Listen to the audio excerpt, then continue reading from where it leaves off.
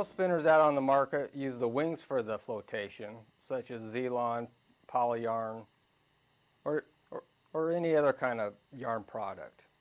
Here we're going to be using hen wings from Whiting, but we're adding one additional thing on here just to add a little more realism to it, and that's going to be the hackle. Thing about hackle though on a spinner fly, we do not want any of the hackle to be on the underside so the fly sits high above the water. The natural rides flush on the water, so that's the reason we're going to be using some soft hackle.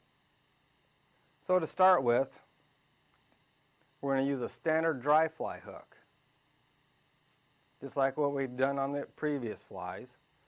And once again, it's going to have the ring eye. So we get our hook in the vise, and we'll attach our thread. And just like the previous adult patterns, get our thread started. We're going to select a couple, well actually 3 on this one, of the mayfly tail fibers. And we're going to bring it up to the hook shank. The one thing about spinners though, once they hit this certain stage, the tails become a lot longer. They can be anywhere from 1.5 to 2 times the length of the hook shank. So we'll do it so it's about twice the length of the hook shank.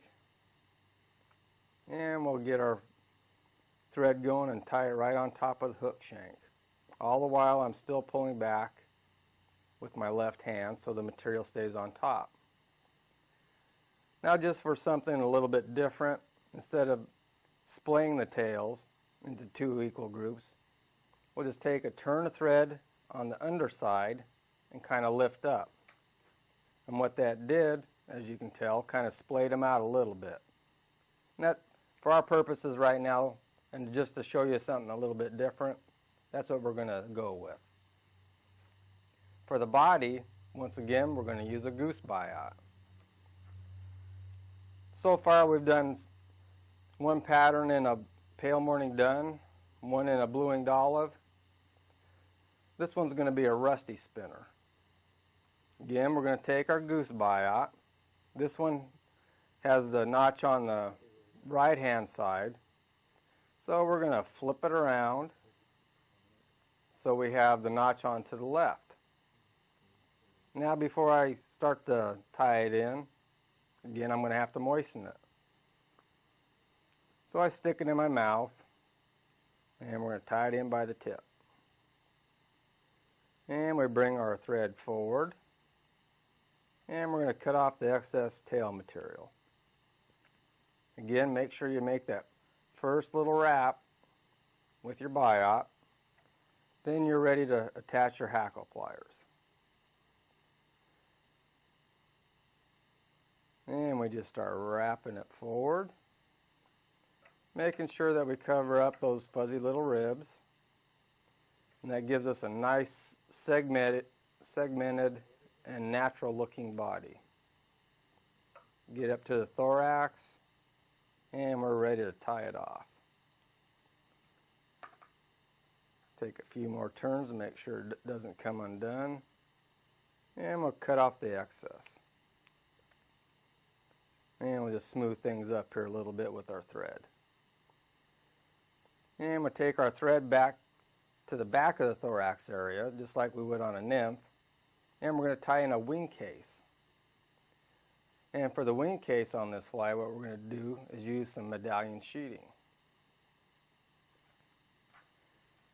For the most part, you want to kind of match what the wing color is, or kind of a medium dun color. So we'll cut a little strip of this and just cut that out of there. And we'll attach it just like we're going to be doing it for a nymph. Again, I started on the side towards me. That way when I tightened up the thread, the material ended up right on top of the hook shank. Now we're ready to tie in some hackle.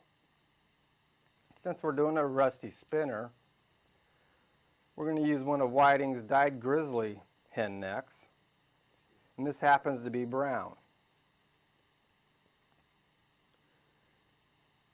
Another nice little note on your spinner flies, once they get to this stage, their legs happen just to be a little bit longer than what you would normally see on a done pattern. So we'll go through here and we'll pick out one so we have a little bit longer fibers here.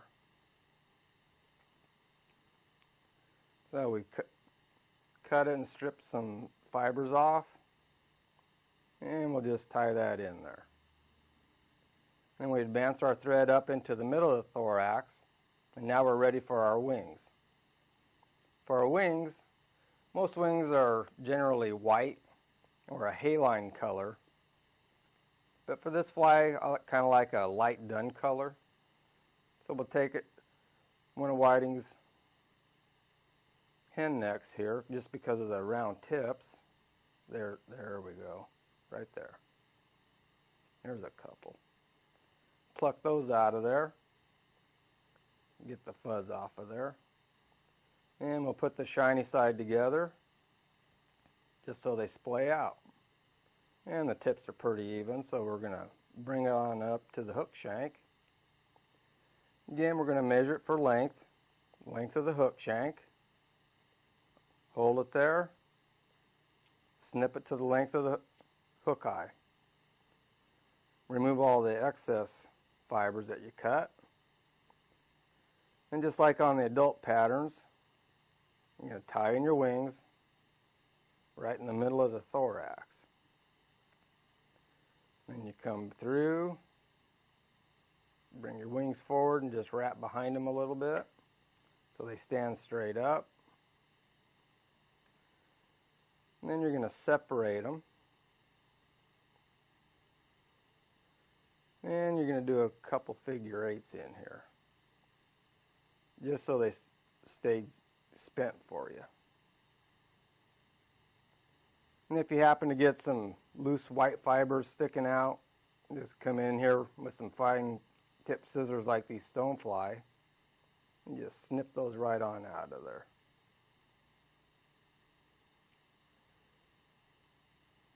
Once that's done, we're ready for some dubbing.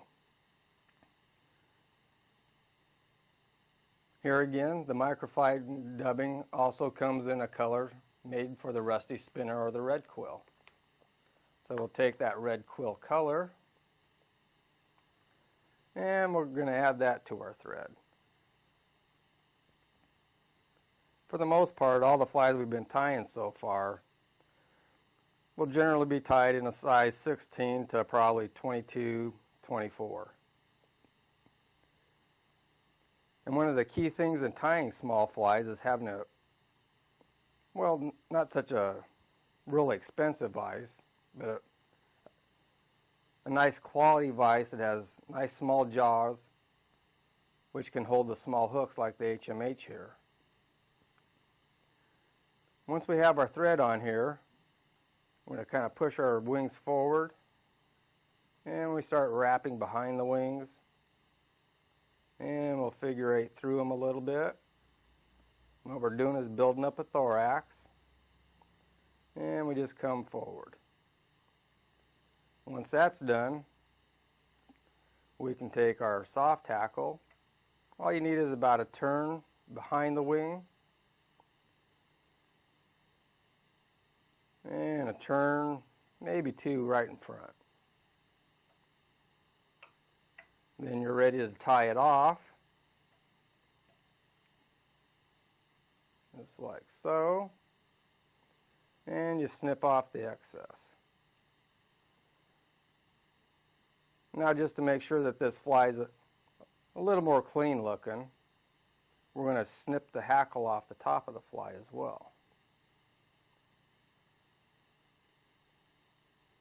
Remove the stuff that you just cut off, and just to make sure that these wings lay flat, and if you have any stray hackles sticking out, you bring over the wing case, and what that does, it holds everything down.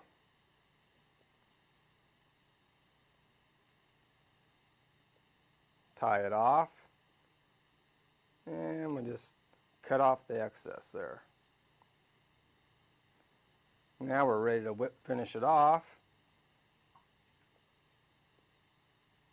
Get our fingers in here, pull everything back so we don't tie down the fibers. Oop. And we're ready to take our thread off. Now, as you can see, we have all this hackle on the underside. But since we use a soft hackle, it's real easy just to pull it off to the side. And then just take your fingers and come in and just smash it. Just pinch the heck out of it. And what that does, it just displaces the fibers from the underside out to the side, making it look more realistic, like you have legs.